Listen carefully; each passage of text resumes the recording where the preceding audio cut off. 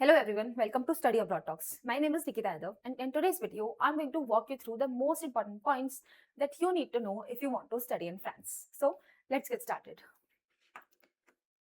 So first of all, let me tell you, अगर आप France में स्टडीज करना चाहते हो तो there are two systems. First of all you have elite institutions जिनमें आते हैं Ecole Polytechnique college university science Po university and HEC Paris. ठीक है. And you also on the other hand you also have public universities where you get low almost may be almost free tuition fee.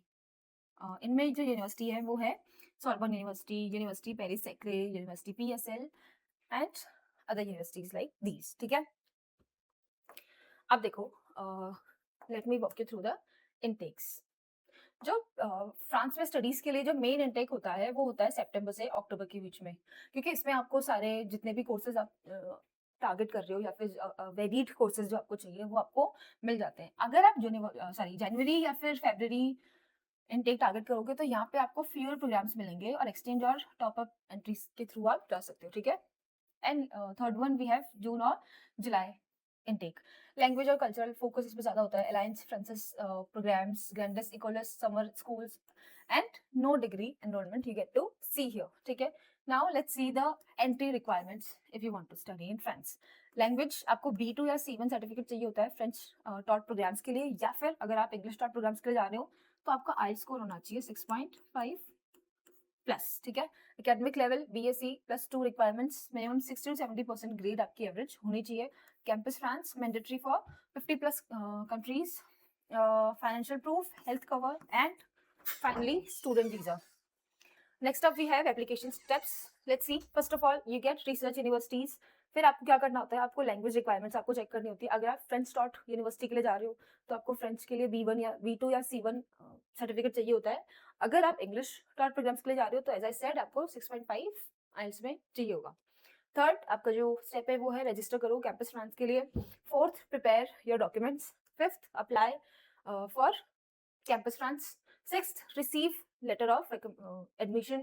Seventh, apply for student visa. And eighth, register CAF and validate your on your arrival. ठीक है. Now, अब देखो pros and cons क्या क्या होते हैं और आपको क्या वो चीजें जो दिमाग में रखनी चाहिए. First of all let's talk about the cons first. ठीक है. The challenges that you need to know. Language barrier बहुत ज्यादा आता है. Bureaucracy. French admin is notoriously complex. Visa, CAF, housing, ये सब बहुत कॉम्प्लेक्स जो है प्रोसेस होती है. सो आपको उसके लिए एकदम प्रिपेयर रहना पड़ेगा. स्टूडेंट हाउसिंग क्राइसिस डिपेंड करता है कि आप कौन सी सिटी में रहना चाह रहे हो. अगर आप जो मोस्ट एक्सपेंसिव सिटीज है तो उसके लिए बहुत सारे बैरियर्स होते हैं that you will face. Cost of living Paris में बहुत ज़्यादा वेरी करता है as I said for most expensive cities.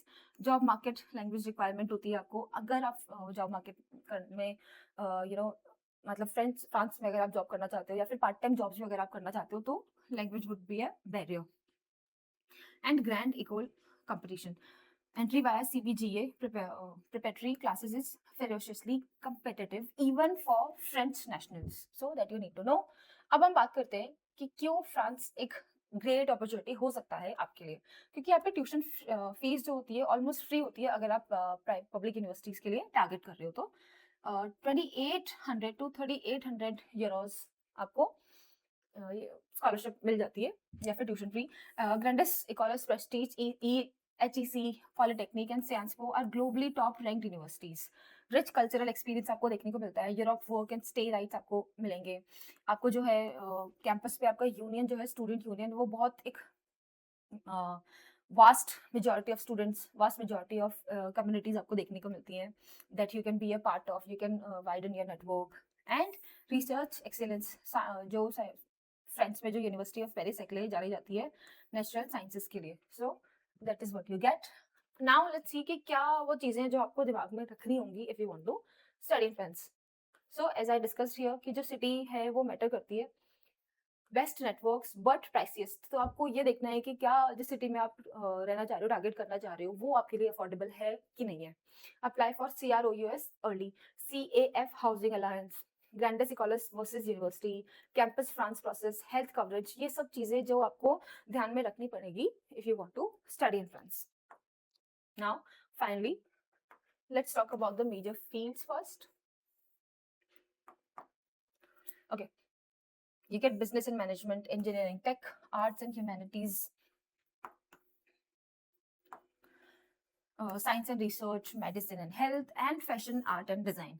As many people, as you know, as many people say, France is the fashion hub of the world, right? So you can also choose for fashion or design universities. Now, अब हम बात करते हैं जो major जो courses हैं उनमें आपको क्या क्या देखने को मिलता है। यूरोप का जो सबसे नंबर वन MBA डेस्टिनेशन है वो है फ्रांस, क्योंकि यहाँ पे बिजनेस और मैनेजमेंट कोर्सेज आपको बहुत टॉप रैंक्ड देखने को मिलेंगे, ठीक है। Next we have engineering and tech, top public INSA network nation wide. Next we have arts and humanities and law, यहाँ पे सॉर्बन यूनिवर्सिटी जो कि ओल्डेस्ट यूनिवर्सिटी इन यूरोप है, वहाँ पे आपको ये कोर्स देखने को मिलता है। एज आई मेंशन्ड अर्लियर, ये एक ग्लोबली रिकॉग्नाइज्ड नेचुरल साइंस के लिए यूनिवर्सिटी है। So these are the major courses that you get if you want to study in France. So that is it about today's video. If there is anything you want to know, you can comment down or you can fill out the form which is given in the description box and we'll be there to help you. That is it. Thank you for watching.